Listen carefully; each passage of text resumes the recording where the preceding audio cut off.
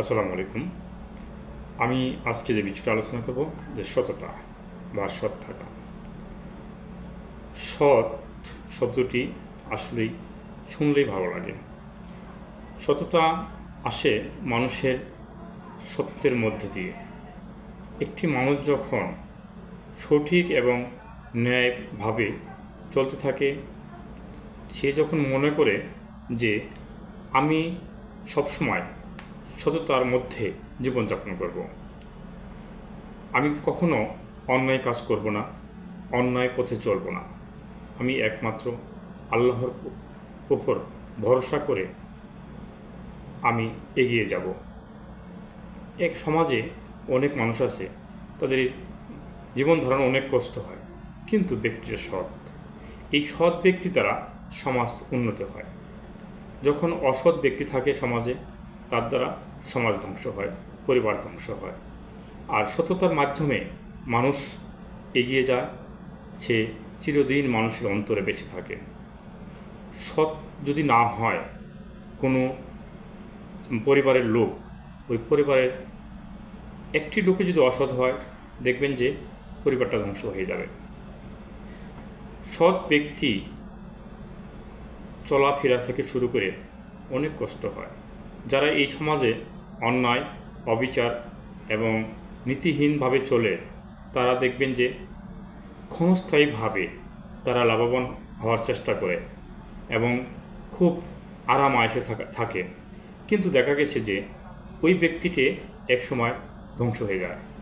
কিন্তু যার ভিতরে সততা এবং নীতি আছে, সে সবসময় চেষ্টা করে যে না, আমি সৎ থাকব, কখনো মিথ্যা আশ্রয় নিব না, মিথ্যা কথা বলবো না, সেই লোকটি দেখা যাচ্ছে তার কখনো আল্লাহ তালা বড় ধরনের বিপদ না দিয়ে না, সকল প্রকার বিপদ থেকে আল্লাহ তালা হেফাজত করে।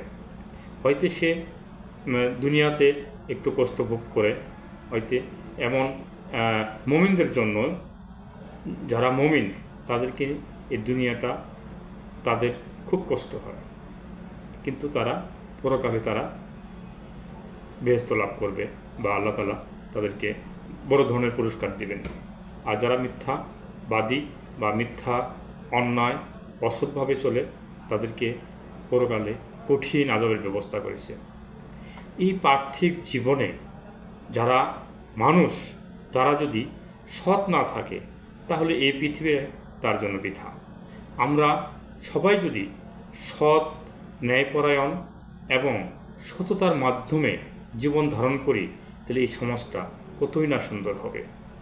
আজকে সমাজে বেশিরভাগ দেখা যাচ্ছে যে ঘুষ, দুর্নীতি, অন্যায়, একজনের হক আরেকজন মেরে খাচ্ছে, একজনের অন্যায় করতেছে, কিন্তু দেখেন তাদের জীবন ধারণ একসময় কত কষ্টের হয়। আর যার ভিতরে সততা আছে, সে কিন্তু সমাজে একই নিয়মে চলে, অন্যের প্রতি, অন্যের সম্পদের প্রতি সে লোভ লালসা তার নেই। সে শুধু এক আল্লাহর প্রতি ভরসা রেখেই এবং তার পরিবারের সকলকে নিয়ে কম খাবে, কম পড়বে এবং দুনিয়ার যে কিছু আপনার অন্যায় এবং কি কিছু বিনোদন আছে, সে তার থেকেও সে দূরে থাকার চেষ্টা করে। সে ভাবে যে না, আমি অপচয় করব না এবং আমি মিথ্যাও বলবো না, মিথ্যা আশ্রয়ও নেব না, আমি সৎ থেকে সততার মাধ্যমে জীবন ধারণ করব এবং ওই ব্যক্তি সমাজেই সবার কাছে সম্মান পায়। একজন সৎ ব্যক্তি দেখা যাচ্ছে যে সমাজে সবার কাছে সে প্রিয় হয়। তার বেশি যদি টাকাও না থাকে, সে যদি বড় লোক না হয়, ধন সম্পদ বেশি নাও থাকে, কিন্তু তার ভিতরে যে মহৎ একটা গুণ আছে, সততা, এই সততার মাধ্যমেই দেখা যাচ্ছে সমাজের সকল শ্রেণীর মানুষ তাকে সম্মান করে। তাকে দেখেই বলে না, লোকটা গরিব হলেও লোকটা সৎ, লোকটা টাকা পয়সা নাই, কিন্তু লোকটার সততা আছে। তার সততার জন্য মানুষ অনেক সময় তাকে প্রশংসা করে এবং সামনেও প্রশংসা করে এবং আড়ালেও প্রশংসা করে। সৎ ব্যক্তি সবসময় ভালো এবং সুন্দর থাকার চেষ্টা করে এবং মানুষে তাকে ভালোবাসে। তাই সৎ এবং সততার মধ্যে জীবন ধারণ করার আল্লাহ তাআলা যেন সবাইকে তৌফিক দান করেন। আমিন। আসসালামু আলাইকুম।